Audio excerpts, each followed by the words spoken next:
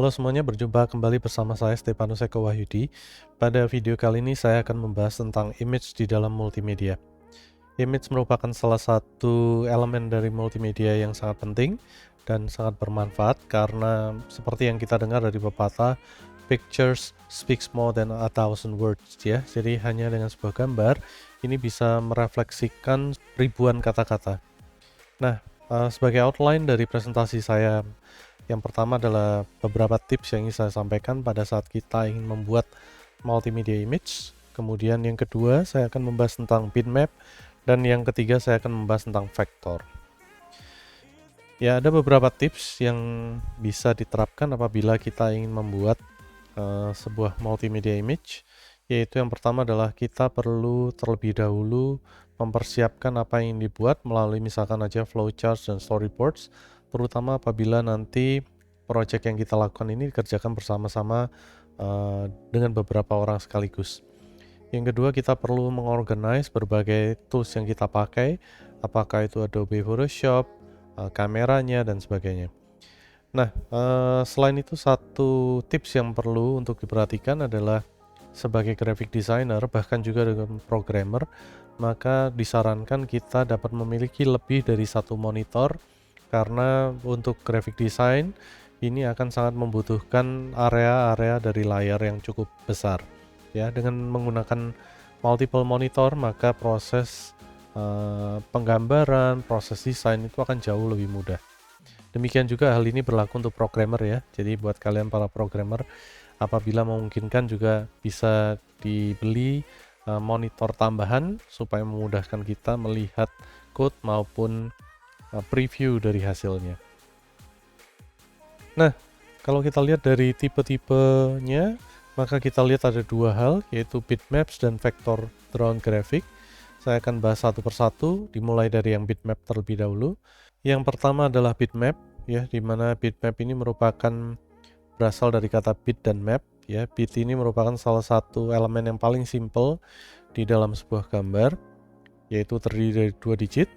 Selain itu juga terdiri map atau peta yang berupa matriks 2 dimensi yang akan menyimpan nilai-nilai dalam bentuk bits tadi ya. Jadi pada dasarnya bitmap itu adalah sebuah matriks yang isinya adalah berupa informasi dari setiap titik di dalam sebuah gambar.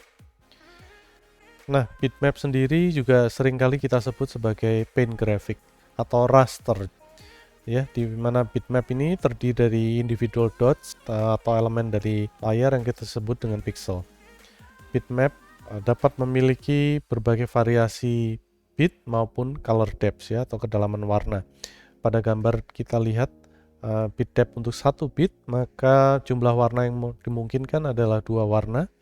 Apabila 2 bits, maka ini adalah 4 warna. Ya, apabila 4 bit, maka 16 warna, demikian seterusnya hingga jutaan warna yang dimungkinkan.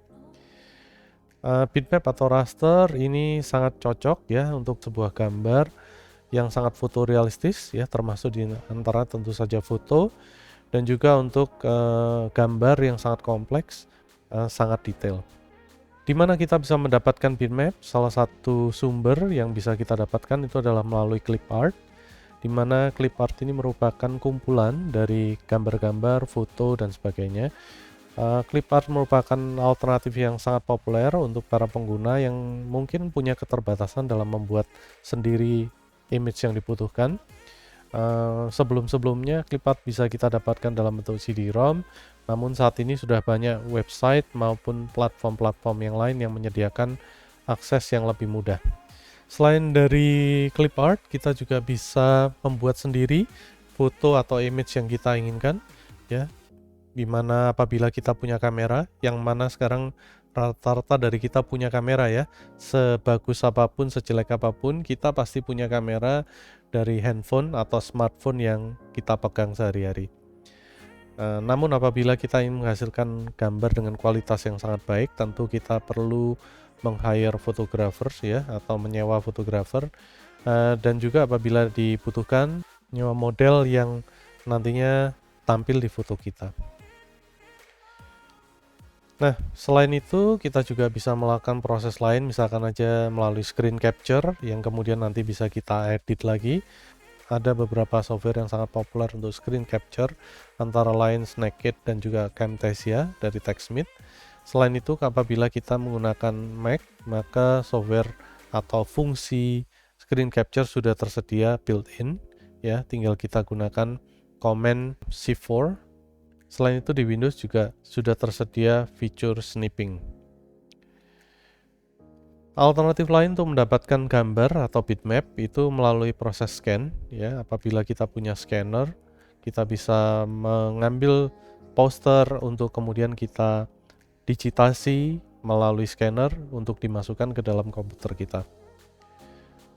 Nah, tentunya setelah kita memperoleh image atau foto atau apapun, itu bisa kita edit melalui software-software yang sangat populer seperti Adobe Photoshop, Corel Painter, maupun yang open source seperti GIMP atau GIMP.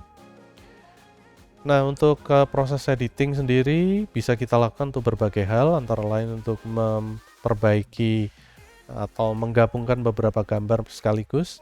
Kemudian juga kita membetulkan apabila image-nya distorsi, mengubah warnanya, apabila ada cacat-cacat di gambarnya, atau misalkan kita ingin menghilangkan jerawat dan sebagainya. Demikian juga kita bisa menambah atau menghapus elemen, menambahkan teks dan seterusnya. Kemudian juga ada fitur morphing, ya, mengubah antara sebuah gambar menjadi gambar yang lain, di mana kita ciptakan gambar-gambar di antaranya.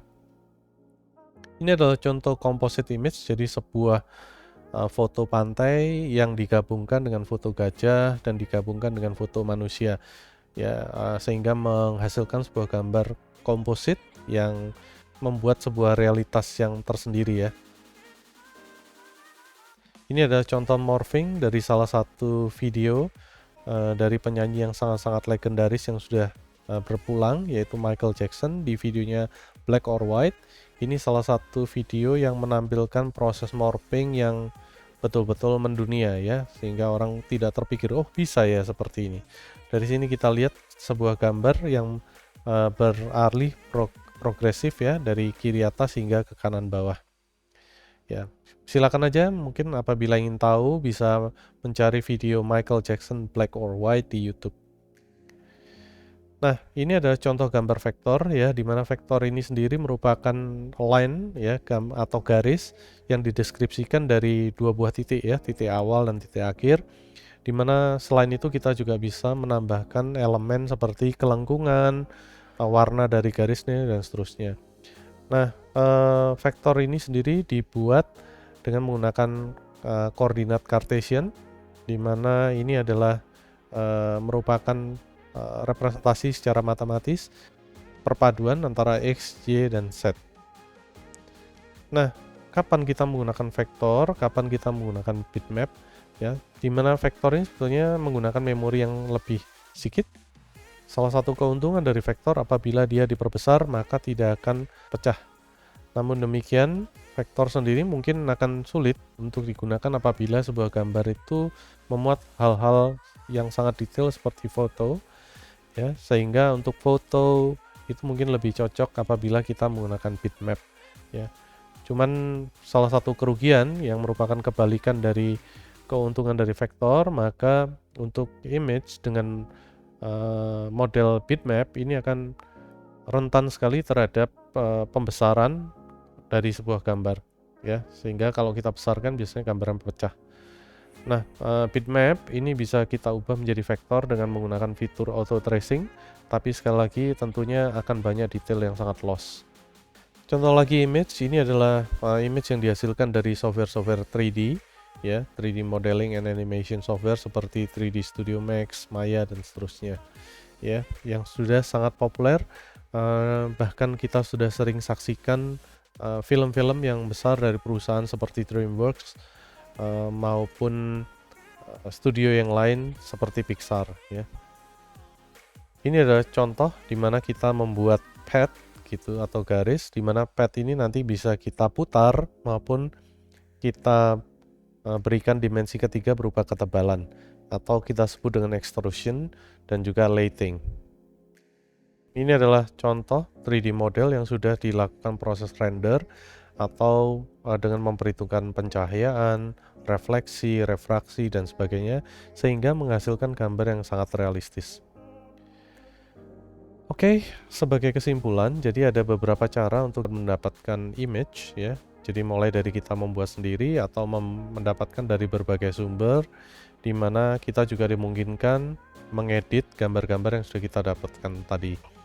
Nah, untuk itu ada dua tipe besar dari image, yaitu bitmap atau raster yang terdiri dari titik-titik dan juga vektor yang dapat digambarkan secara matematis. Selain itu ada juga 3D images yang dapat dihasilkan dengan menggunakan 3D modeling and animation tool seperti 3D Studio Max atau Maya. Demikian video singkat saya untuk kali ini. Semoga bermanfaat. See you all.